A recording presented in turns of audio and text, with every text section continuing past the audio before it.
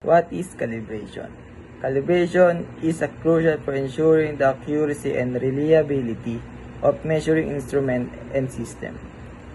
It establishes confidence in measurements, improves product quality, minimizes errors, and support safety and compliance in various fields. Regular calibration ensures that instruments perform as intended, leading to more consistent and trustworthy results. Why is calibration is important? Calibration is important because it helps ensure accurate measurements, and accurate measurements are foundational to the quality, safety, and innovation of most products and services we use and rely on every day. Because we're constantly creating new technologies, needing more and more precise measurements, the importance of calibration will grow in the future. With a better understanding and awareness of the importance of calibration, you'll notice calibration at work in your daily life by simply looking around your community, for example, by industry and professional field. Good afternoon, my name is Jaylor De Alon and I'm going to discuss what is the parts of pressure gauge calibrator and its uses, and what is the procedure on how to use pressure gauge calibration when on pressure gauge. Let's go. First part of pressure gauge calibrator is yung base niya, which is pressure gauge calibrator. The entire blue platform with mounted pump, bulbs, and gauge, and provides stable picture and includes the hydraulic or pneumatic pump system that generates the pressure for calibration. Yun yung pinaglalagyan ng buong part, kumbaga yung base niya. Yun yung nagbibigay ng stable na platform para stable yung mga parts na nandun. Then second is rotary wheel. The long handle with knob at the end,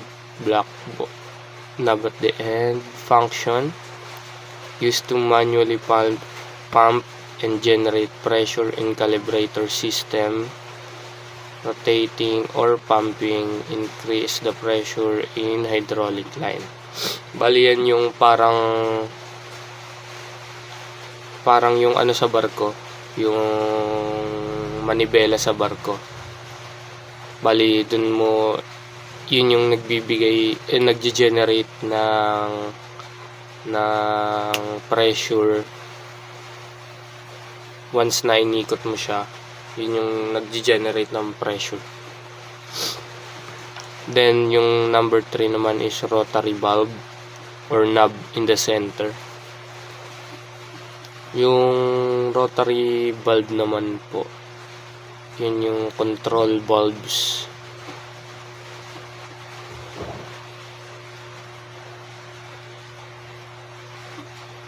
Yung function niya is a fine adjustment or pressure control valve, or sometimes a release valve.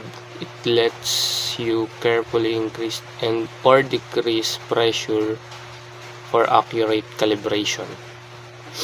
Number 4 is mother gauge. Yun naman po yung kulay blue na malaki na nasa dulo. Basta yung kulay blue siya na digital gauge.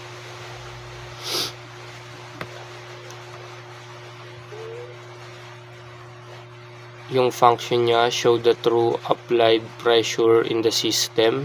It is the benchmark against which other gauge are compared. Number 5, pressure gauge. Device under test, yung nasa left side, the round analog socket on the left side. This is the instrument being calibrated. Its readings are compared with the mother gauge to determine if adjustment is needed. Kasi kapag po nagka-calibrate ka po, kailangan ipapantay mo yung value ng mother gauge pati nung pressure gauge para malaman mong ng 3 beses para malaman mong calibrated na at ready to at nagpa-function na ng maayos yung pressure gauge. Bali 3 beses mo siya gagawin. Pagka unang beses nagano siya na sumakto na siya sa value ng mother gauge,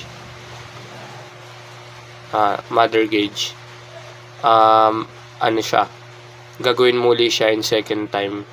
Bali mamaya i-discuss ko kung paano yung process na yun. Number 6 naman po, lubricating tank. Hydraulic oil reservoir.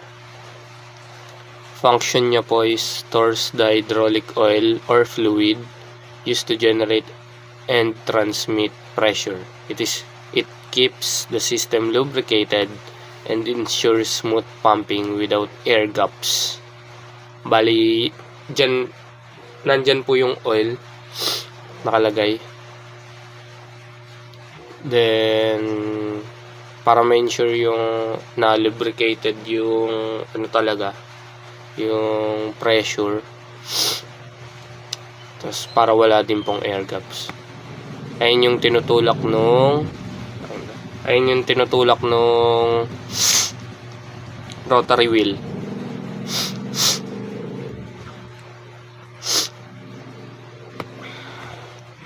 Step by step on how to use a pressure gauge calibrator. Number one, unang-una lagi, preparation and safety. Ensure the calibrator is on a stable level surface. Kailangan hindi siya nasa shaky na platform para ma-ensure yung maayos at accurate na pagpapantay nung pressure. Pagka-calibrate pala, check that there's enough hydraulic oil in lubricating tank. Check mo rin muna kung merong enough na oil or fluid dun sa lubricating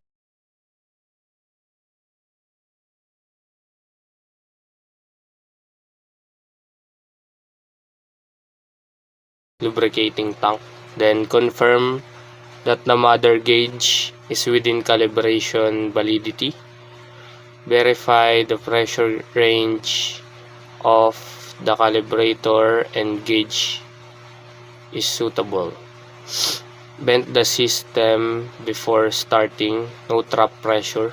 Syempre i-release mo yung lahat ng pressure na yun para syempre mag 0-0 yung yung calibrator mo bago mo syempre i-calibrate yung pressure gauge. Number 2, mount the gauge to be tested. Ilalagay mo na yung pressure gauge mo dun sa unahan, di ba? Sa likod merong mother gauge. Dito sa harap naman, dun mo ilalagay yung pressure gauge. Ensure all fitting are tight properly. Then number 3, zero check. With no pumping, both gauge should be read 0. If the DUT has a 0 adjustment screw, set it to 0 at atmospheric pressure. Bali, isi-zero mo lang yung dalawang yon, yung mother gauge pati yung pressure gauge, para ma-ensure mo na walang pressure pa na nandun sa loob.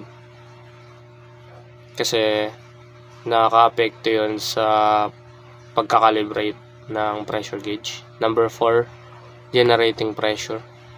Operate the rotary wheel to pump the oil into the system. This increases pressure inside the hydraulic chamber. Use the rotary valve 3 for fine adjustment. Turn it slowly to carefully increase or decrease pressure until you hit the exact test point. Bali dyan. Diyan ka na magpapump ng sa generating pressure. Diyan ka na magpapump ng pressure through fluid or hydraulic oil sa hydraulic chamber. Bali, iikot mo ng clockwise yung rotary rotary wheel, and then magge-generate yun ng pressure on both side, yung mother gauge and pressure gauge, mag-generate yun ng pressure. Then dapat una muna is mga 25%, 50% or 5 muna, tapos 10 kailangan pag nag 5 na yung sa pressure gauge, yung sa mother gauge, yung value niya 5 na din. If hindi pa, kailangan mo siyang i-adjust doon na papasok yung control valve. May dalawang control valve yan. Bali, isa sa mother gauge and isa din sa pressure gauge. I-adjust mo yung kung saan kulang or kung saan kulang or kung saan sobra, doon mo siya i-adjust. Kumbaga, kapag sa pressure gauge side siya sobra or kulang, i-adjust mo siya clockwise or counterclockwise. Ganun din sa motherboard. Then, i-compare mo yung reading niya, kailangan parehas siya. Then, kapag ka nagparehas na, unang process pa lang yon, kailangan 3 process para maka-ensure tayo na the pressure calibrator is properly calibrated. Then, ang gagawin mo doon is pagpantay na yung dalawang value ng mother gauge and pressure gauge, i-release mo ngayon yung pressure muna. I-release mo yung pressure dun sa sa lubricating tank, yung may valve doon. Mo yan pa counterclockwise ata yan. Basta i-release mo yung pressure through doon. Then kapag nag-zero na siya, i-counterclockwise mo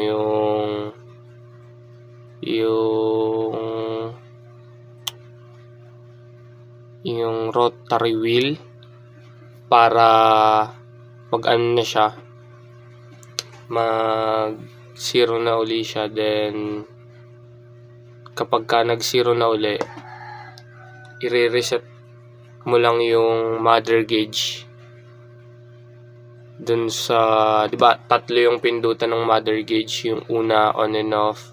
Yung pangatlo, reset button. Yung pang-apat, doon ka pipili ng